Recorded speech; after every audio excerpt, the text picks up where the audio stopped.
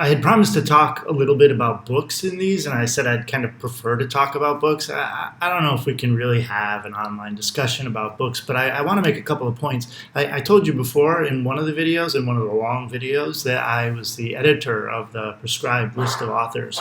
And during that process, I mean, originally the old IBPLA prescribed literature or prescribed list of authors had something like 172 men and 69 women on the list.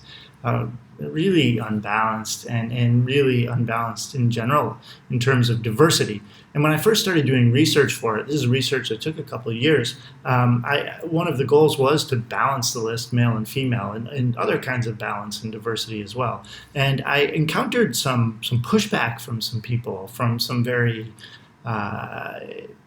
well-read people and well-meaning people who said, well, I'm not concerned about balance. I'm sorry about my glasses. I'm concerned about quality of writing and cultural importance. And I'm concerned with, I don't judge male, female. I don't judge black and white. I only judge quality. Yeah, baloney. That's just the biggest cop-out I've ever heard in my life. First of all, I'm not terribly sure what quality is, but I think quality is something that you read and enjoy, you read and makes you think, you read and stretches you somehow. Maybe that's quality, and all sorts of things can do that.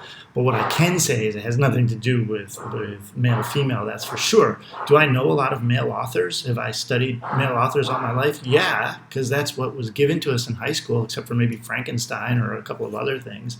I can think of a couple of other things, but I was in love with Hemingway when I was in ninth grade. But I was like a ninth grade boy, and that's kind of the thing you do. Here's what I'm reading now. It's called Newburyport Ducks by Lucy Ellman, is it? And it's a 1,000-page novel that's basically, not completely, one sentence. And it's nuts and great, but, surprisingly readable. That's not the cover. Surprisingly readable for... That's not the cover either. For a book that's 1,000 pages long, one sentence that just keeps disappearing. I love it.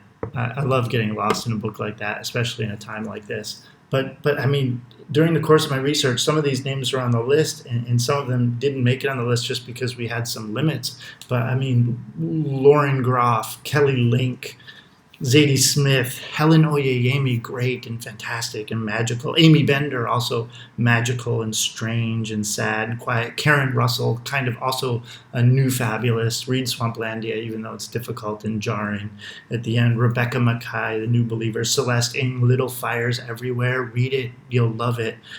Camilla Chamsier, probably some of you have heard of, in sort of a retelling of Antigone in one of her most recent. Allie Smith. Allie Smith is great, difficult, but I mean, I read Autumn, about this love affair that's not a love affair, an older guy in this woman. It's not a love affair. It's not like reading Lolita or anything, but it's about a relationship and about Autumn, and it's great.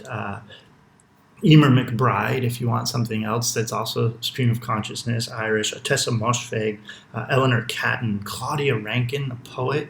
Check it out, and it'll probably be like nothing you've ever read before. Ferrante, Ward, Jennifer Egan, Claire Massoud, Roxane Gay.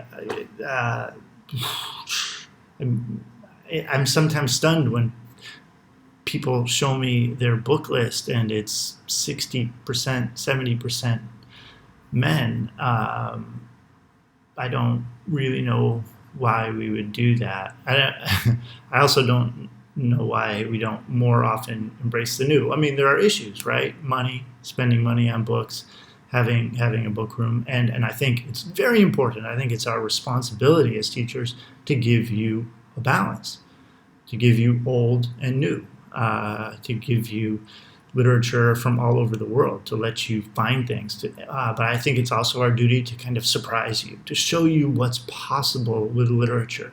and to show you that there really aren't limits on it. Uh, there's so much out there. So read a book like Newburyport Ducks that's 1,000 pages and it's one sentence. Uh, that's great. But also pick up something like A Little Fires Everywhere, which I think, well, it's coming out as a movie soon, I think, maybe. So, or something big like Donna Tartt, go back to Goldfinch. There's so many things out there. So go find them and read them.